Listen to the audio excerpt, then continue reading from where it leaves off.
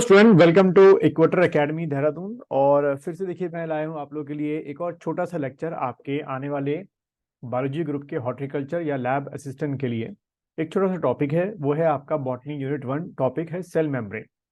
अब ये जो सेल मेम्ब्रेन का टॉपिक है बच्चों, ये आपके बॉटनी में भी काम आएगा क्योंकि वहां भी साइटोलॉजी है। और ये आपका किस में काम आएगा? आपको आपके जूलॉजी के पेपर में, क्योंकि वहां भी साइटोलॉजी है। दोनों जगह हम एक ही सेल बायोलॉजी या साइटोलॉजी पढ़ते हैं। तो शुरू करते हैं, चलिए इसको हम लोग। तो जैसे कि आप टॉपिक सेल मेम्ब्रेन है, तो ये कुछ एक स्ट्रक्चर जो है अक्सर आप किताबों में देखते हैं, जिसमें आपका ये बीच में क्या है, न्यूक्लियस है। ये आपका क्या हो गया, साइटोप्लाज्म, जिसको हम लोग अभी पीछे पढ़ चुके थे कि साइटोप्लाज्म में मैट्रिक्स होता है। प्रोटोप्लाज्म हो गया, इसमें सेल ऑर्गन्स हैं, इनके बारे में धीरे धीरे हम लोग पढ़ रहे हैं। और ये बाहर की तरफ जो है, इस सेल के थ्रू क्या दिखाया गया है, आपका सेल मेम्ब्रेन को दिखाया गया है। जैसे कि सेल मेम्ब्रेन के स्ट्रक्चर से आपको कुछ चीजें साफ पता चल रही होंगी कि सेल मेम्ब्रेन में जो बेसिक कंपोनेंट्स होते हैं, ठीक है, यानी कि सेल मेम्ब्रेन किससे मेन तौर पे मिलके बनी होती है।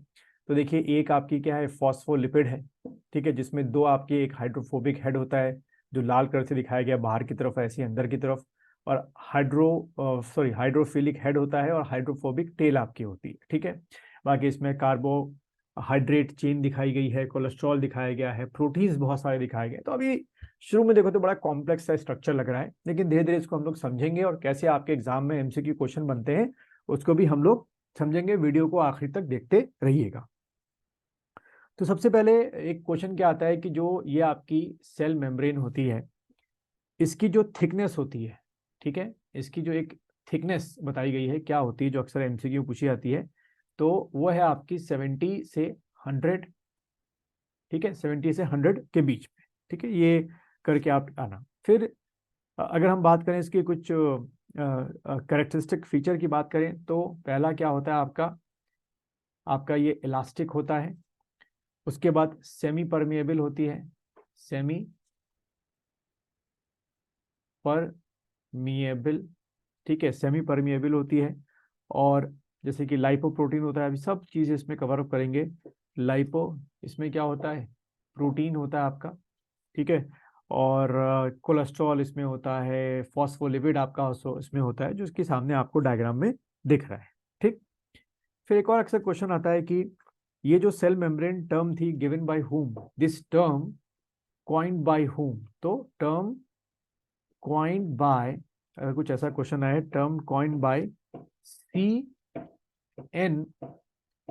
नजीली, ठीक है, ये टिक करके ना, C.N. नजीली ने जो है ये टर्म जो है वो दिया था, ठीक।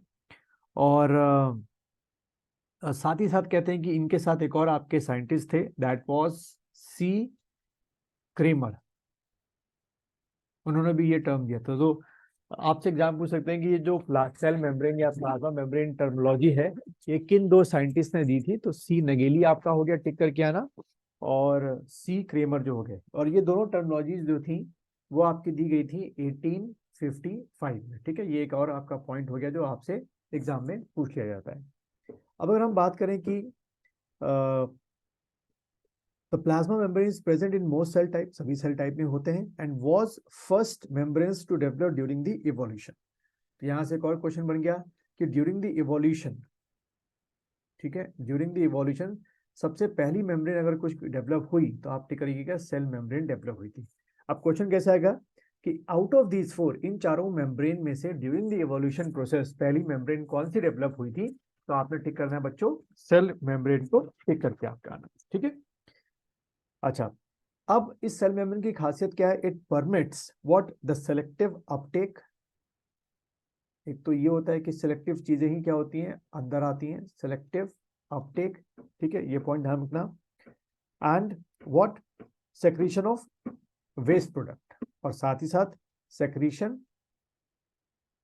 Of waste product plus essential things, जैसे कुछ हार्मोन्स आपके हो गए, तो ये आपके सेक्रेट बस सेलेक्टिव रीअब्जॉर्प्शन टाइप का आपका होता है, ठीक है। अब अगर हम बात करें कि इसके एक और ये डायग्राम है आपका, जिसमें आप बार बार देख रहे हैं, फॉस्फोलिपिडस हो गया, फॉस्फोलिपिडस बाइलेयर हो गया, ठीक है, हाइड्रोफिलिक, हाइड्रोफोबिक, ये आपका हाइड्रोफिलिक लेयर्स बाहर की तरफ होती हैं और हाइड्रोफोबिक है, तो बार बार आपको ये स्ट्रक्चर हर डायग्राम में दिखाई देगा। अब केमिकल कंपोजिशन की इसी बात करें कि इसका केमिकल कंपोजिशन क्या होता है, जो कि मैं शुरू से आप लोगों को पढ़ाता आ रहा हूँ, अक्सर एग्जाम में आपके यही चीजें पूछी जाती हैं। तो केमिकल कंपोजिशन में आपको एक ध्यान में रखना है कि आपका मेनली ये किसका बना होता है, आपके प्रोटीन का, ये आप टिक करेंगे। दूसरा आपके लिपिड का। थर्ड आपके स्मॉल परसेंटेज ऑफ, बहुत कम होती है लेकिन लिख लो स्मॉल परसेंटेज, ठीक है। स्मॉल परसेंटेज ऑफ क्या होता है, ओलिगोसैकेराइड्स होता है। Oligo, OLIGO, oligo saccharides, small percentage of oligosaccharides, ठीक है। लगभग मान के चलते कितना होता है, 1% से लेकर आपका 5% के बीच में, ठीक है, ये आपको ध्यान में रखना है। और that oligosaccharides that may be attach, ठीक है, दिस ओलिगोसैकराइडस जो होता है वो किससे अटैच होता है, ये लिख देना, may be attached either to lipids और प्रोटीन, ठीक है। ये किससे अटैच होता है, या तो ये लिपिड से अटैच होगा जैसे कि डायग्राम में आपको दिख रहा है, या ये किससे अटैच होगा, आपका प्रोटीन से आपका अटैच होगा, ठीक है। ये चीज आपको ध्यान में रखनी है। अब केमिकल कंपोजिशन को हम लोग ब्रॉडली डिवाइड कर लेते हैं, तो उसकी हेडिंग लिख लो ब्रॉडली क्या क्या इसमें होता है। सबसे पहला आपका lipid fraction of plasma membrane, सबसे पहला आपका होता है lipid fraction of plasma membrane. जो सामने आप डायग्राम देख रहे हैं इसमें लिपिड का क्या फ्रैक्शन है, क्या क्या चीजें होती हैं, वो चीजें हम लोग पढ़ते हैं। देन सेकंड आपका कार्बोहाइड्रेट ऑफ प्लाज्मा मेम्ब्रेन, फिर से इसी में कार्बोहाइड्रेट का कंपोजिशन देख लेते हैं हम लोग, carbohydrate of plasma membrane. Then third आपका protein fraction of plasma membrane, इसके अंदर प्रोटीन फ्रैक्शन कौन कौन से हैं उसको हम लोग देख लेते हैं। और फोर्थ आपका जो होता है वो आपका होता है enzymes fraction of plasma membrane. तो इसमें इस प्लाज्मा सेल मेम्ब्रेन में या प्लाज्मा मेम्ब्रेन में कौन कौन से आपके लिपिड फ्रैक्शन हैं वो एग्जाम में MCQ पूछेंगे, कौन कौन से कार्बोहाइड्रेट जो है फ्रैक्शन है वो आपसे एग्जाम में पूछ लेंगे, ठीक है, और कौन कौन से प्रोटीन और एंजाइम फ्रैक्शन है आपके, ठीक है। तो कोई भी आपके 2-3 क्वेश्चन बड़े आराम से यहाँ से बन सकते हैं। अब इसमें सबसे पहले क्या देखेंगे हम लोग, lipid fraction of plasma membrane. तो हेडिंग डाल लो lipid fraction of plasma membrane. तो सबसे पहला क्या है, the plasma membrane contain about 20 to 79, ठीक है, 20 to 79% ऑफ लिपिड। तो एक ये आपका क्वेश्चन बन सकता है कि भाई कितना आपका लिपिड होता है प्लाज्मा मेम्ब्रेन में, तो टिक करना 20 to 79% ऑफ लिपिड, ठीक है। सेकेंड आप लिख लीजिए कि द मेन, मैं डिक्टेट कर रहा हूं आप लोगों को, the main lipid constituent of plasma membrane are, ठीक है, मेन लिपिड क्या होते हैं इसमें, पहला लिखो आपका फॉस्फोलिपिड्स, ठीक है, फॉस्फोलिपिड्स, ये एक आपको मिलेगा। देन कोलेस्ट्रॉल, देखो कोलेस्ट्रॉल हमारी ब्लड में होना बहुत जरूरी है भाई, प्लाज्मा मेम्ब्रेन में बहुत इंपॉर्टेंट कंपोनेंट है कोलेस्ट्रॉल। एंड आपका गैलेक्टोलिपिड्स,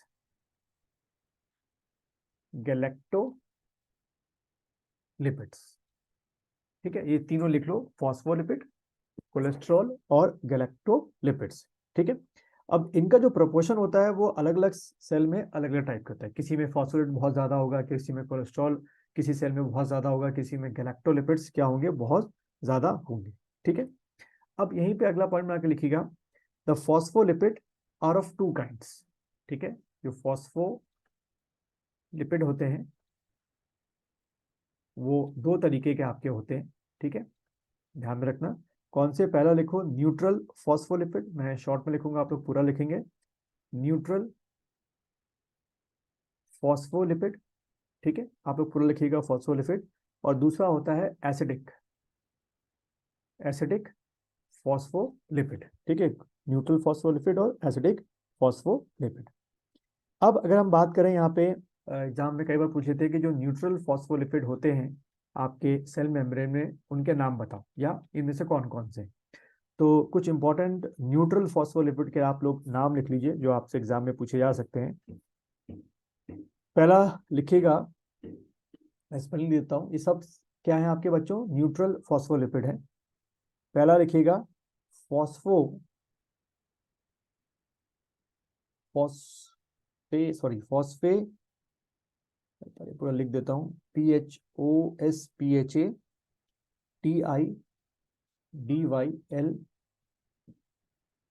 कोलाइन। ठीक है, ये पहला न्यूट्रल फॉस्फोलिपिड हो गया। ठीक है, दूसरा देखो फॉस्फे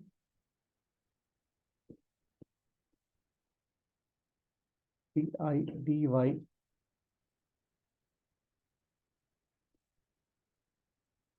लिथोनोलेमाइन MINE। ठीक है, MINE है आखिर में, LAMINE। ठीक है, उसके बाद एक और लिख लो आप, एग्जाम में आते हैं न्यूट्रल फॉस्फोलिपिड, माइलिन। ठीक है, माइलिन, MYELIN। ठीक, तो ये कुछ आपके न्यूट्रल फॉस्फोलिपिड हो गया। अब यहीं पे अगर हम लोग किसकी बात करें, एसिडिक फॉस्फोलिपिड की बात करें, तो वो लिख देता हूँ, लिखते जाओ मेरे साथ साथ, याद हो जाए, अच्छी बात है अभी के अभी।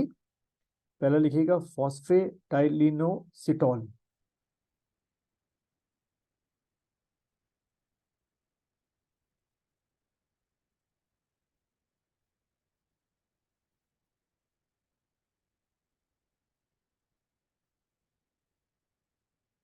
ठीक है, ये हो गया आपका। देन एक और एसिडिक फॉस्फोलिपिड लिखो,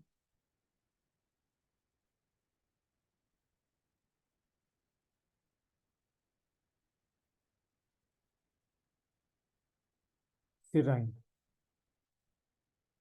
ठीक है, SCRINE। ठीक, फिर एक और लिख लो, कार्डियोलिपिन। कार्डियोलिपिन। ठीक है, कार्डियोलिपिन। और एक और लिख लो, सल्फोलिपिड। ठीक है, सल्फोलिपिड। तो ये सारे के सारे क्या हो गए, एसिडिक फॉस्फोलिपिड आपके हो गए। और जैसे कि एक और मैंने अभी शुरू में बताया था कि जो आपके इस डायग्राम में हम लोग देख रहे थे, ये वाले में, कि जो फॉस्फोलिपिड लेयर होती है, इसमें आपके क्या होती है, लिपिड लेयर होती है। ये जो इसके हेड होता है, ये इसका क्या हो गया बच्चों, हेड हो गया। इधर भी क्या हो गया, ये हेड हो गया। ये क्या होता है, हाइड्रोफिलिक होता है। और जो टेल आपकी होती है वो क्या आता है, हाइड्रोफोबिक होती है। देखो ये क्या है, आउटसाइड द सेल है, तो यहाँ भी क्या है बच्चों, लिक्विड है। ठीक है, तो हाइड्रो क्या होगा, फिलिक होगा सर की तरफ।